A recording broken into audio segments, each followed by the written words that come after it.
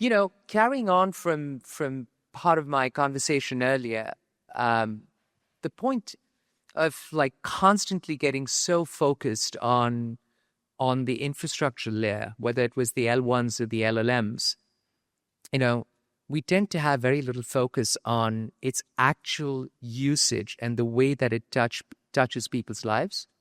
And the second piece that oftentimes the industry tends to gloss over is AI for the sake of AI or crypto for the sake of crypto, without thinking about those intersections and thinking about how powerful it is when we start to use all of this exponential capability to further what we're trying to do. And so shifting from, what I call platform or foundational AI to more applied AI. And one of the areas we want to talk about is, how we apply that in terms of growing, especially our Web3 businesses.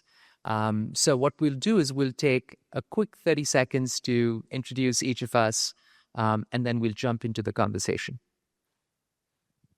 Thank you, Amit. Loved your keynote speech. Very, very aligned with your views on it. And yeah, I'm Ignacio Palomera, founder of Bondex. The simplest way to explain us is we're a Web3 LinkedIn competitor or killer, as I'd like to think. And we're a consumer app on the consumer layer of blockchain, which is very applicable with what Amit just mentioned, which is we have enough infrastructure. Let's build things that onboard the next billion users. Let's build things that solve real problems. And in our cases, verifying trust through credentials when it comes to jobs and networking.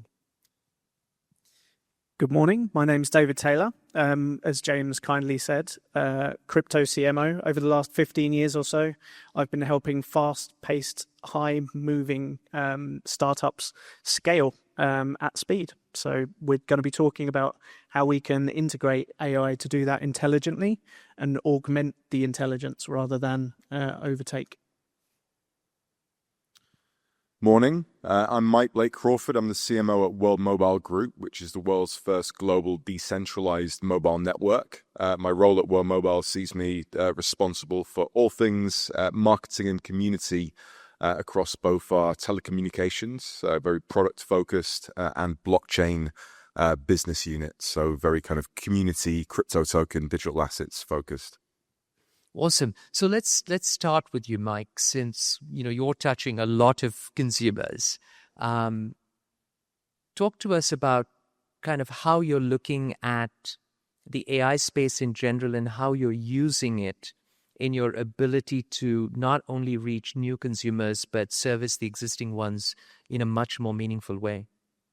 Yeah, I've been at World Mobile for about 3 years now, which is kind of coincided with the proliferation of AI tools, Gen AI, across everything from LLMs through to video and audio content and workflow management. And I would state that as of today, as of the start of my role, we probably had about a 5% utilization rate of AI technology within the work that we were doing. And as of today, it's probably around 75 to 80% of our output and workflow is underpinned by some form of AI.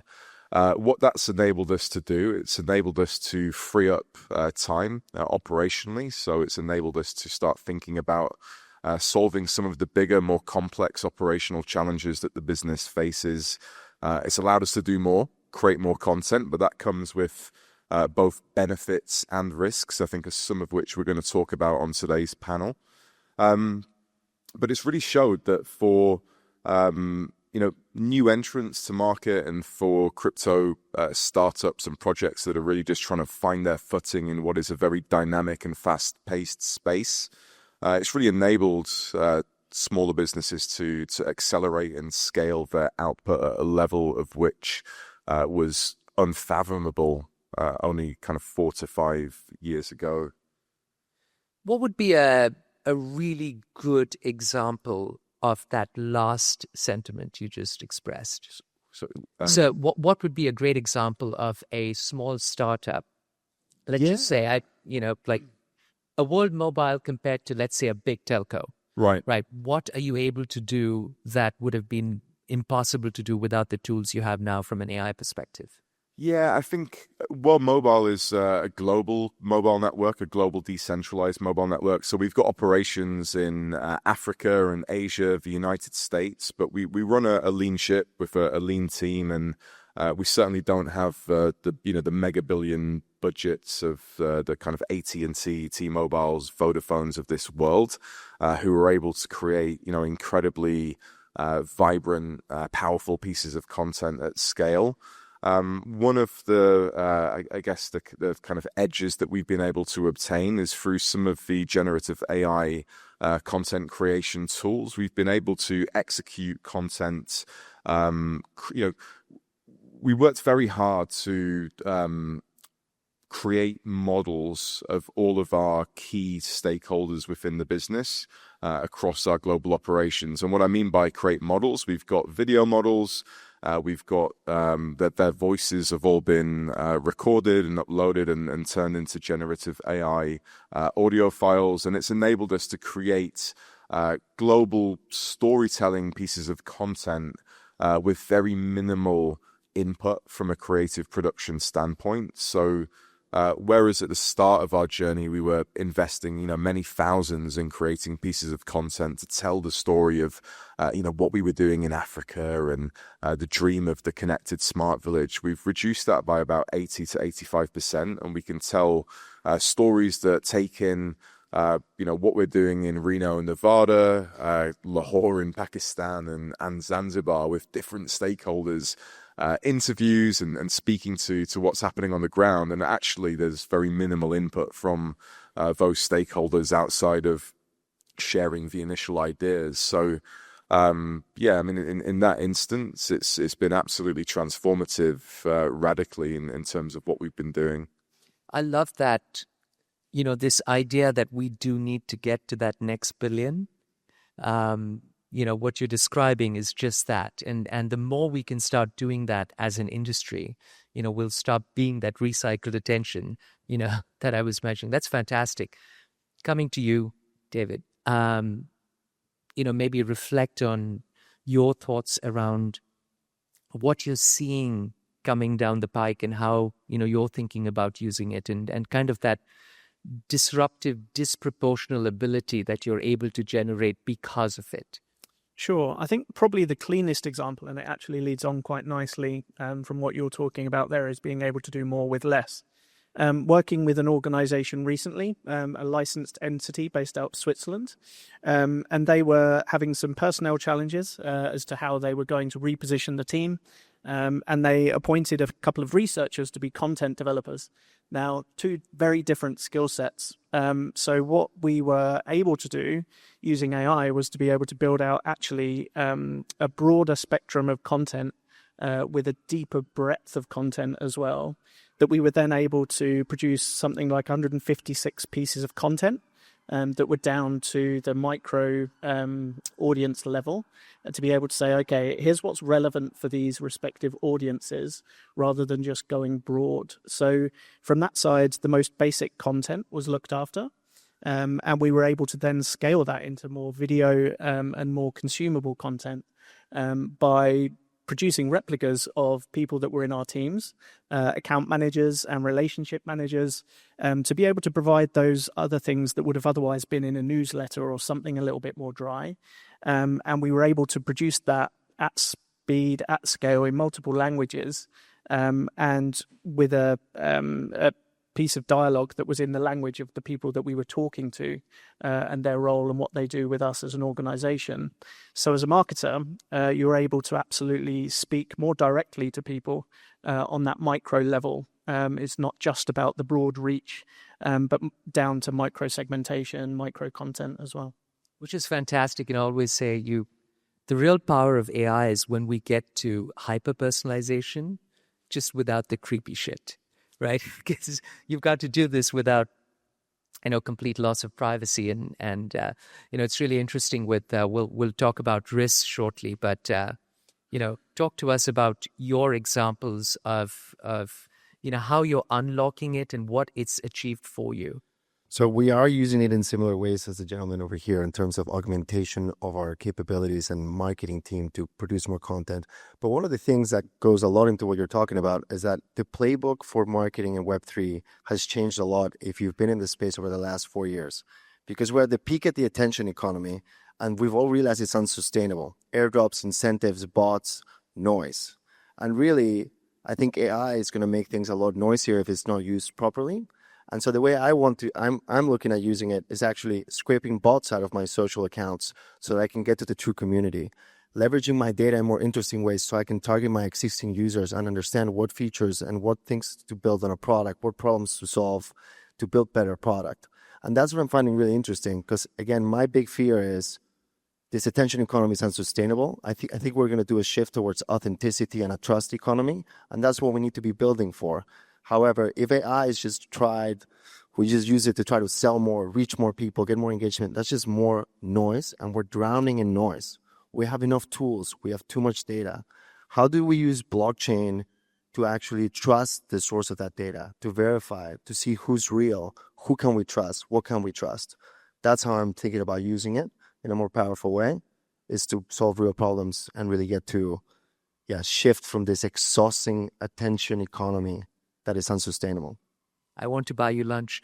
So, it's really interesting because this is a perfect segue into, some of the challenges that we need to think through in implementing, especially kind of large-scale generative AI across projects. In a conversation with one of the leaders within the automotive company I mentioned, and he was expressing how he really fears this evolution of generative AI. And I was like, really? And he goes, not just because of all of the challenges that might come with it, that we might not use it properly. We might not use it in the way that it should be used. And it's really interesting. I'm not sure how many of you are familiar with, there's a huge lawsuit that General Motors is going through right now. It's a huge class action lawsuit. So they were selling telematics data to a whole bunch of companies, including insurance companies, that then use that intelligence to increase the rates of insurance for drivers who were braking late. And of course, this has now become, it's a $4 billion lawsuit.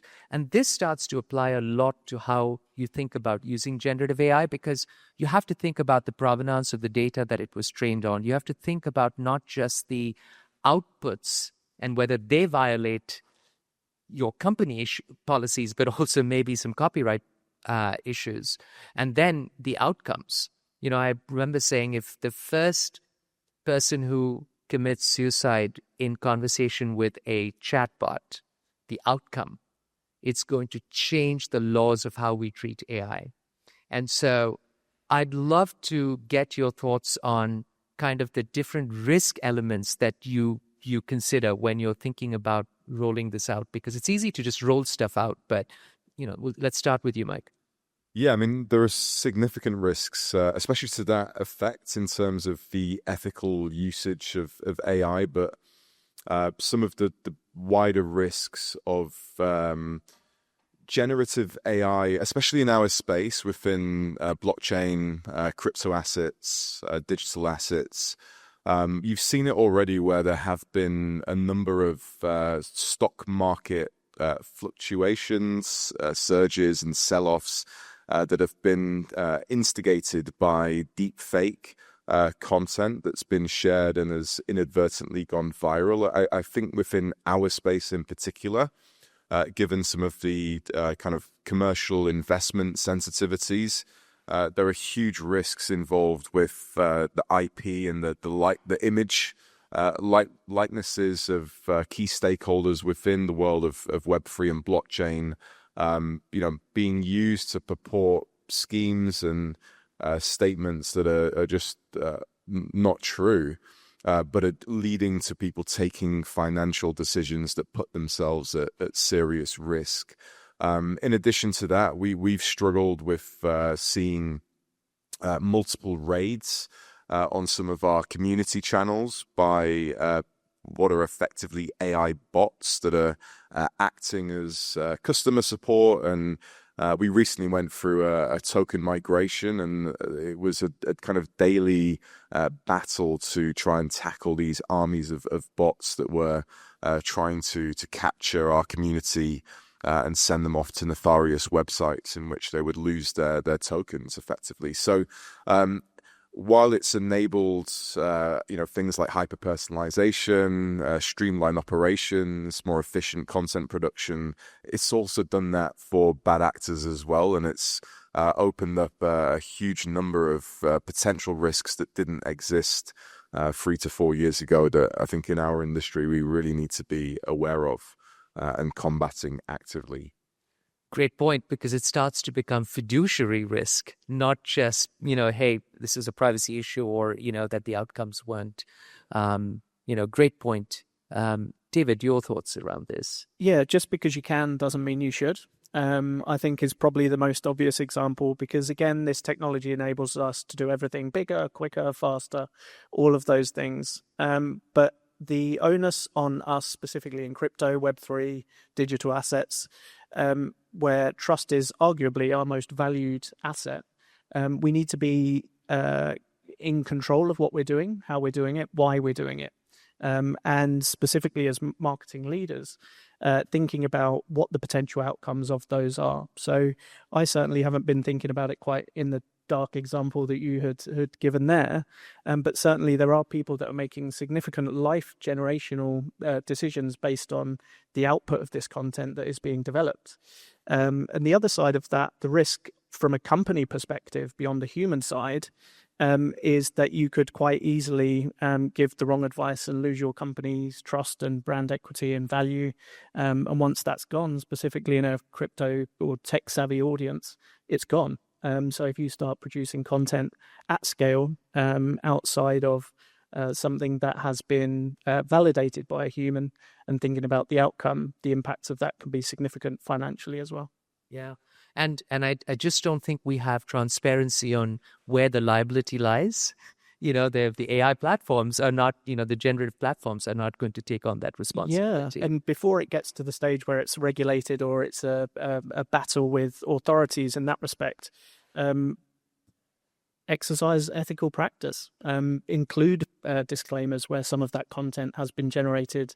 If we look at the Solana example, they were inviting people to their conference, I think it was a month or so ago, and the potential is that they developed that script using AI, and the result was it was arguably entirely tone deaf to all audiences that it could have been aimed at, and the output for that is obviously a significant impact. Yeah, I always say that it's your generative AI is like a intern that really works hard for you, but it does hallucinate and makes more eye contact than your shaman at Burning Man. So you do have to be quite careful. Your thoughts? So I have encountered the similar things: is the bad actors, spam, fraud, impersonation, like all these things happen to your brand and it dilutes it, right? But ultimately, one of the biggest risks on a human level, operational level, is laziness, right? If you let it replace you instead of augment you, you don't actually review these scripts that they've made for you, and it makes you less. The brain is a muscle. We've seen this already with our memory and relying on the iPhone, right?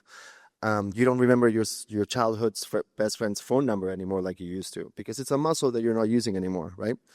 Now, when we were in school, we were rewarded for researching and getting the right answer to information. And now I think schools and the whole system is going to be changed to like the consumption of information as fast as possible that is easily provided to us, right?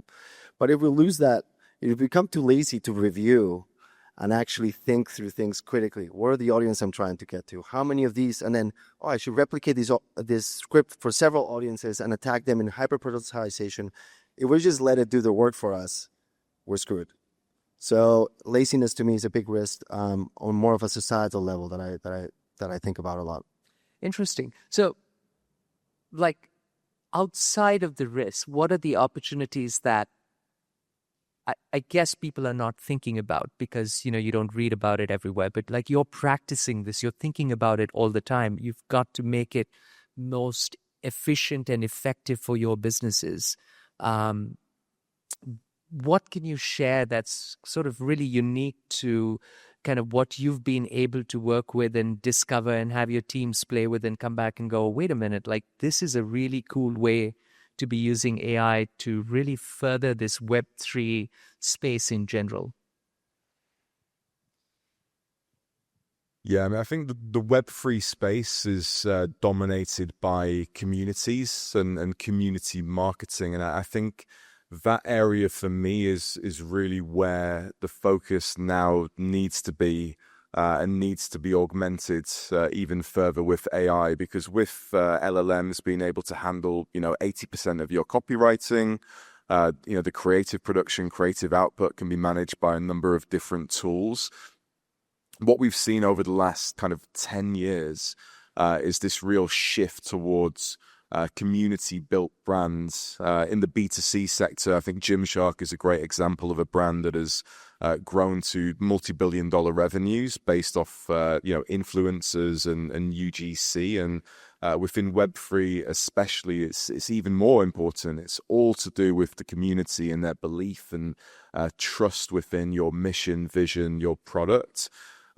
We've been able to augment our community management through using bots that we've actually created with AI that are able to live within our community platforms and analyze and monitor the sentiment and conversational topics that are taking place. But critically, one decision that we've made is not to let those bots actually manage the conversations, because while they can behave like humans, it is solely like humans. They are not humans. And as humans, we want to speak to real people and other people. And I think moving forward, as many more companies pivot towards using AI-led customer service, the ones that start to differentiate and succeed are the ones that are going to focus on community, but do that in a more personable, human-led way. I love that. I just want to say, Mike, that, and this is true of both of you as well. I spent a lot of time in San Francisco and, people involved in the world of AI for a long time. And I've been involved in the world of AI for 27 years now. And listening to you all talk about it, just not just the examples, but the philosophical thinking behind it, incredible, awesome. David, your thoughts? Yeah, I think the reality here is AI scales marketing, but humans build trust. So if we look at the example that you had earlier, talking about what I call narrow AI, I don't know how broadly adopted that term is, but we're certainly at that stage where humans are leading the technology. It's easy to get it really wrong really quickly at scale and very publicly. So I think it's important to be cognizant of that now and using the technology in a way. And the example that I gave earlier, where we were using likenesses of employees that were relationship managers and those other people, we were able to deliver messages to audiences faster in a more consumable way. And the open rate was something like 80% higher than any of our other communications had been. Now, there is a risk in the likeness being represented and replicated and all of those things. But what we did to keep that level under control is to make sure that those communications weren't about financial transactions or anything that was super heavyweight. It was about introductions of new account types or new yield types or whatever that was. So being responsible with the technology and not trying to trick anybody too much, because again, there are people out there that will take it as granted, but being a bit more sensible with the technology. Fantastic. Ignacio? I love how you started that, and I really feel it. And I think if that's why all the doomsayers of AI, if you've done anything B2B, humans will not be replaced, because business is run on human relationships, and there's a combination of human and machine that needs to be implemented properly, right? But going back to the actual question, which is a case study that's been really cool that I've experimented in the last few weeks. Our CMO, through vibe coding, was able to come up with a problem set we have at the company, which is how to evaluate partnerships with other Web3 companies and brands. There's only so much bandwidth that you have in terms of actually partnering, executing maybe a technical integration, going out to your communities and doing that. And so he vibe coded something he wouldn't have been able to do before. a tool to assess if a partnership is worth it or not with another company that you have the opportunity to do that with. And so it just gave us this idea that everyone, if they have an idea of how to improve something or automate something, now they should be actually vibe coding it to help, throughout the company, and it's all running, right? And that's something new and really exciting that I've never seen or, thought about before, which is different stakeholders automating things by vibe coding. And then the technical team then takes a look and is like, okay, well, this works. We can scale it. We can implement it. That was not possible before, and it's very exciting. That's awesome. And it ties back to what you were saying, Mike, that the Web3 space is so much about community. And I think all of the explanations and examples you'll have given is, how we connect with community better, scale that community. And I guess without losing the human trust. That line is awesome. Like, you can use technology to scale, but humans build trust. Fantastic. Last closing thoughts before we wind up on, what everyone should be thinking about, leave with, based on your experience. Sorry, just repeat that. Last closing thoughts on what people can leave with based on your experience in this intersection of using AI for furthering this decentralized kind of mission we're on.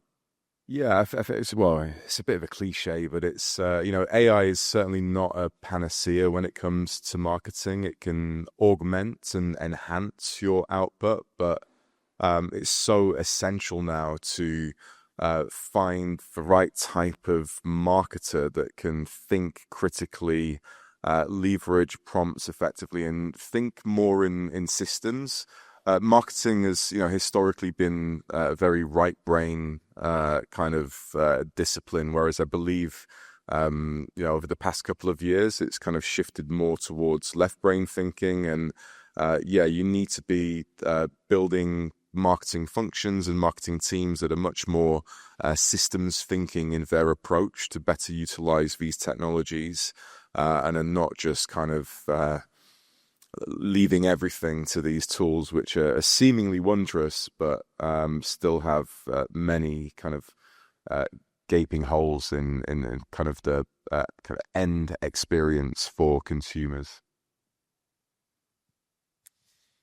So I've done a couple of panels over the last couple of weeks. One was at a traditional finance conference where they were like, oh, this crypto guy talking about AI, it's all very dangerous. We shouldn't let him in.